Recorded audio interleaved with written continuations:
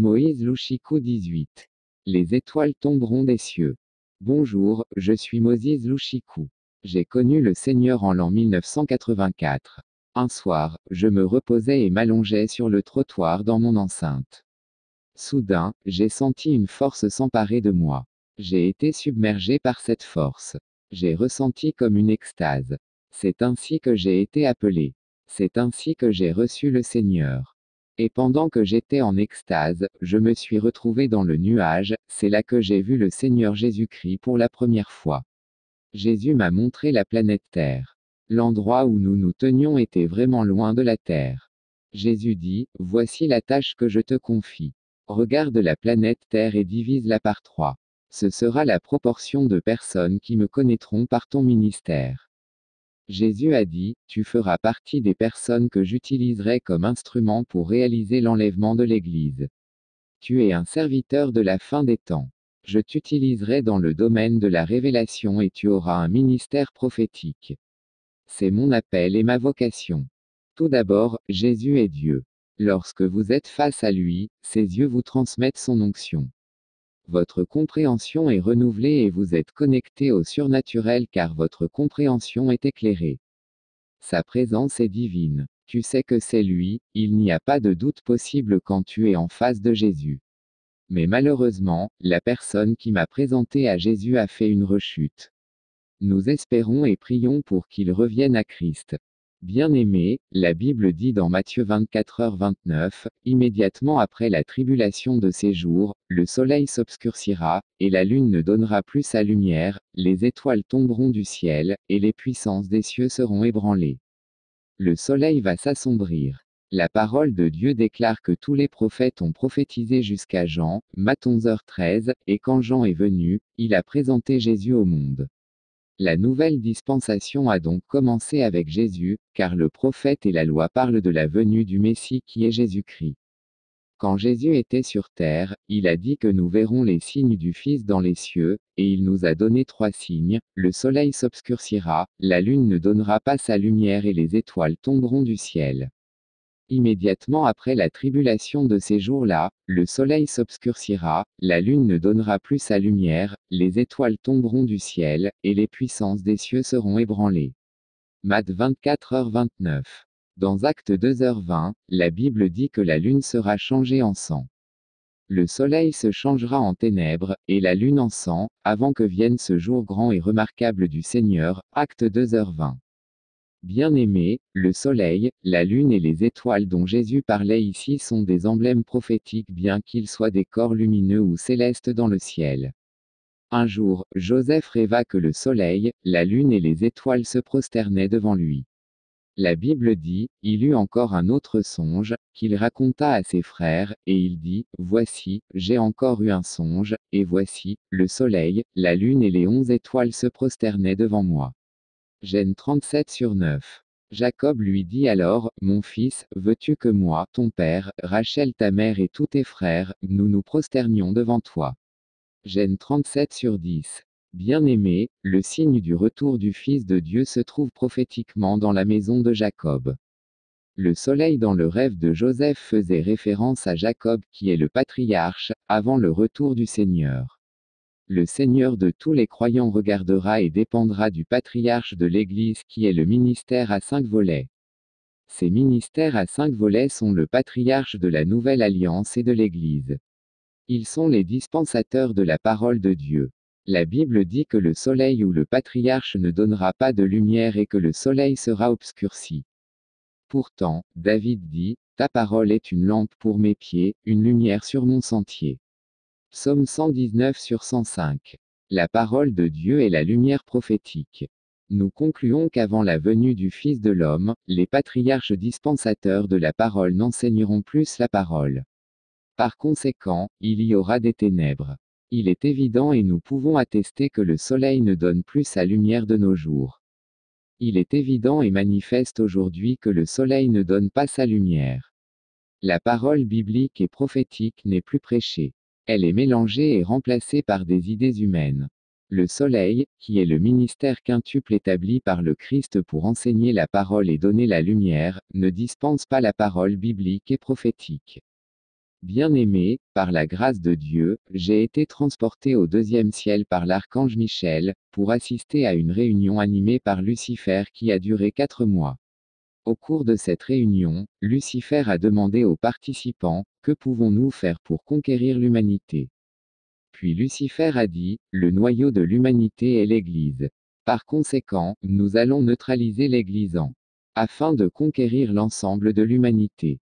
Il a poursuivi, la parole de l'autre, Jésus, dit. Je m'égare. En fait, le diable ne cite pas le nom de Jésus. Il se réfère à Jésus comme l'autre. La simple mention du nom de Jésus le fait s'effondrer. Alors le diable a dit, la parole de l'autre dit, ta parole est une lampe à mes pieds et une lumière sur mon chemin, donc nous ferons tout pour empêcher que cette parole qui est appelée lumière soit proclamée dans le monde entier. Lucifer a dit, comme le contraire de la lumière est l'obscurité et que leur propre livre m'appelle le prince des ténèbres, il y aura de l'obscurité dans l'Église parce que la parole qui est lumière ne sera pas proclamée. On la remplacera par des lunettes et des vanités. En conséquence, je conquérai l'Église qui deviendra ma propriété. En conséquence, l'humanité entière sera à moi.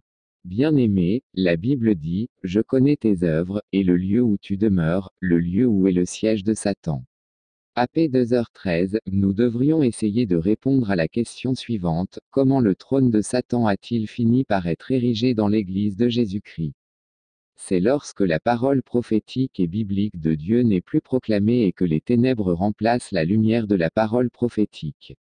En conséquence, il y a des ténèbres et le trône du diable s'établit dans l'Église et c'est lui qui fait la loi dans les églises aujourd'hui. Lorsque la parole biblique et prophétique n'est pas prêchée, Dieu n'est pas là mais c'est le trône de Satan qui est établi. L'absence de la parole de Dieu est le signe de la venue du Fils de Dieu. La chute des étoiles, qui est notre thème aujourd'hui, est une conséquence du fait que le soleil, qui est le quintuple ministère, ne brille pas ou ne dispense pas la parole. Et la première répercussion du soleil qui ne brille pas sera la lune représentée par Rachel, la femme de Jacob, l'image de l'Église de Jésus-Christ. La lune se changera en sang. L'incapacité à dispenser la parole par le quintuple ministère affectera en premier lieu l'Église qui est prophétiquement la lune qui se changera en sang. Comme le dit la Bible, il est venu vers les siens, et les siens ne l'ont pas reçu. Mais à tous ceux qui l'ont reçu, il a donné le pouvoir de devenir fils de Dieu, à ceux qui croient en son nom. Des enfants qui ne sont pas nés du sang, ni de la volonté de la chair, ni de la volonté de l'homme, mais qui sont nés de Dieu. Jean 1h11-13. Bien-aimés, les enfants de Dieu ne sont pas nés du sang et pourtant la Bible dit que la lune qui est l'Église se transformera en sang, qui est l'image de la chair et du matérialisme. Le message prophétique est clair. Ceux qui ne sont pas nés de la chair et du sang tomberont de l'aspiration céleste à l'aspiration matérielle, de l'aspiration céleste à la motivation terrestre. La transformation de la lune en sang est le déclin ou la chute de l'Église vers le matérialisme. Le sang est la préfiguration de la chair. L'Église se transformera en un organisme humanitaire. Pourtant, la Bible dit, la chair et le sang n'entreront pas dans le royaume de Dieu. Corps 15h50. En fait, l'Église est devenue un endroit où vous pouvez appuyer sur un bouton magique pour obtenir de l'argent, pour émerger socialement et financièrement. Mais la Bible nous dit que l'Église est l'épouse spirituelle du Christ et que quiconque s'attache au Seigneur devient un seul esprit avec lui, et comme le Seigneur est esprit, son Église ou son épouse est également spirituelle. Le problème de l'Église est que le soleil ne donne pas sa lumière. En conséquence, l'Église se concentre sur la vie actuelle et temporaire. Bien-aimés, cet obscurcissement de l'Église auquel nous assistons aujourd'hui est un son de trompette et un avertissement pour ceux qui sont avertis ou qui sont prudents. C'est un signe de la venue du Fils de l'homme qui est sur le point d'apparaître. Cela explique pourquoi nos retraites, nos jeûnes, nos prières, nos motivations sont toutes liées au succès et à la prospérité. Il est évident que la lune s'est déjà transformée en sang, pourtant la Bible dit que la chair et le sang n'hériteront pas du royaume des cieux. Le soleil est responsable de cette situation. Je veux dire, le ministère quintuple est responsable de cette crise. Alors, quel est le remède à cette crise spirituelle créée par l'homme? Dans Matthieu 24h45, Jésus demande, quel est donc le serviteur fidèle et avisé, que le maître a mis à la tête de sa maison, pour donner aux autres leur nourriture au moment voulu. Tout d'abord, nous avons remarqué que la Bible dit, le maître l'a mis à la tête de sa maison. L'Église est la maison de Jésus, et non des pasteurs ou de la propriété d'un homme. Nous remarquons que la Bible souligne le fait que le serviteur fidèle est censé donner aux autres leur nourriture au moment opportun. Or, qu'est-ce que la nourriture en temps voulu? La question est de savoir quelle est l'heure actuelle. Nous vivons dans les derniers jours, donc la nourriture qui est censée être livrée à l'Église doit correspondre au temps que nous vivons maintenant. Pour comprendre l'époque que nous vivons actuellement, revoyons l'étude du temps. Brièvement, dans Apocalypse 3h20, voici, je me tiens à la porte et je frappe. Si quelqu'un entend ma voix et ouvre la porte, j'entrerai et je souperai avec lui, et lui avec moi. Le Seigneur qui est le maître du temps et des circonstances dit ici que si quelqu'un s'ouvre à lui, il entrera et il soupera avec lui. Faut-il se demander quand est le dîner? Il est absolument clair que nous avons affaire à l'heure du soir. Bien-aimés, vous ne pouvez pas prendre le petit déjeuner le soir. Vous avez besoin d'un dîner. Beaucoup de serviteurs infidèles aujourd'hui servent le petit déjeuner au lieu du dîner. Bien-aimés, vous devez vous assurer que l'on vous sert le repas du soir, car nous sommes au soir des temps, et au soir de l'histoire humaine. Revenons à l'errance d'Israël dans le désert et analysons les types et les ombres de la nourriture qu'ils mangeaient. Dans le désert, les enfants d'Israël mangeaient la manne le matin et le soir, ils mangeaient des cailles, qui est un oiseau migrateur. La migration signifie quitter définitivement un territoire pour un autre. La caille est un oiseau migrateur qui se déplace d'un endroit à un autre, pour ne pas revenir.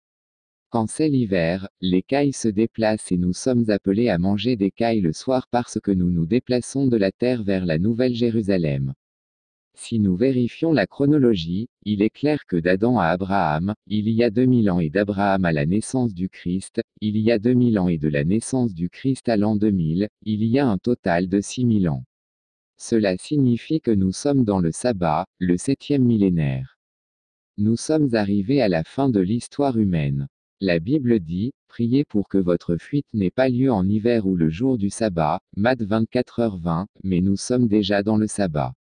Vous devez comprendre que depuis l'an 2000, nous vivons dans un temps supplémentaire. Le Seigneur Jésus frappe à la porte pour le dîner. Nous devons manger des cailles car cet aliment est lié au temps du soir. Dans cette nourriture, il y a la notion de voyage ou de migration de la terre vers le ciel.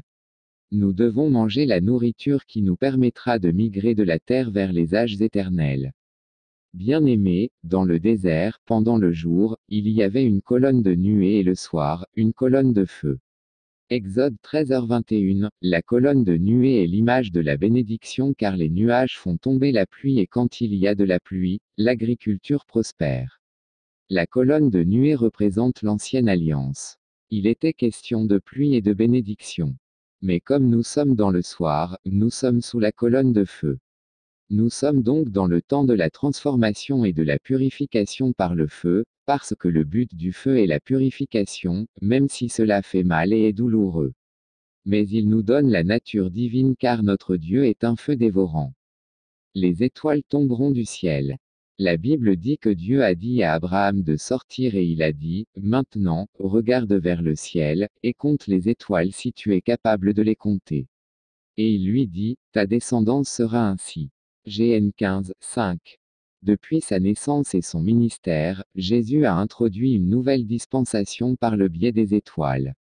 À sa naissance, son étoile a été vue par des astrologues qui lui ont apporté des cadeaux. La Bible dit que ceux qui sont perspicaces brilleront comme la clarté de l'étendue des cieux, et ceux qui conduisent beaucoup de gens à la justice, comme les étoiles, au siècle des siècles. Dan 12/3. Il est clair que la postérité d'Abraham est identifiée comme les étoiles et dans le Christ, nous sommes la postérité d'Abraham. Comme il est écrit, ainsi sera ta postérité, étoile. Ceux qui enseignent la justice sont appelés descendants d'Abraham ou étoiles, et ils brilleront. La chute des étoiles concerne le déclin de la postérité d'Abraham qui a abandonné son aspiration céleste pour les besoins terrestres et temporels. Ils sont censés enseigner la droiture, comme il est écrit, cherchez d'abord le royaume de Dieu et sa justice, et toutes ces choses vous seront données par surcroît. Matthieu 6h33. Les enfants d'Abraham avaient abandonné les aspirations célestes et sont motivés par la recherche de biens terrestres. Pourtant, la Bible dit qu'Abraham attendait avec impatience la ville avec des fondations, dont l'architecte et le bâtisseur est Dieu. Hébreux 11h10. Par conséquent, les églises qui prêchent la poursuite de la richesse et du succès matériel et terrestre sont pleines d'étoiles filantes, mais les églises qui préparent les croyants pour le ciel sont celles qui brillent comme les étoiles, bien qu'elles soient beaucoup moins nombreuses. Quiconque donc enfreindra l'un de ces plus petits commandements, et l'enseignera aux hommes, sera appelé le plus petit dans le royaume des cieux, mais quiconque les mettra en pratique et les enseignera, celui-là sera appelé grand dans le royaume des cieux. Matthieu 5h19. La preuve que les étoiles sont tombées est qu'aucune d'entre elles ne cherche d'abord le royaume. Pourtant, la Bible dit, cherchez d'abord le royaume et le reste vous sera donné par surcroît. La postérité d'Abraham cherche les choses qui sont censées lui être ajoutées au lieu de chercher le royaume de Dieu. La question que nous sommes obligés de poser est la suivante, cherchez-vous d'abord le royaume ou les choses qui sont censées vous être ajoutées? La Bible dit que les étoiles tomberont. À notre époque, de nombreux croyants sont tombés à cause de la tromperie des prédicateurs de prospérité et des prédicateurs d'hypergrâce. La Bible dit dans Apocalypse 12/4 que sa queue attira le tiers des étoiles du ciel et les jeta sur la terre. La queue signifie une attaque sournoise sur la victime, invisible et soudaine. C'est l'œuvre de la tromperie et des ténèbres qui se sont glissées dans l'Église pour amener de nombreux croyants à mettre en péril et à s'aborder leur salut et à tomber de la grâce et de la foi. En conséquence de l'obscurcissement du soleil, le ministère quintuple pervertissant l'Évangile, la lune se changeant en sang, l'Église devenant charnelle et matérialiste, les étoiles, les croyants détournant leurs yeux des choses justes et célestes vers les choses charnelles et terrestres, sont tombés.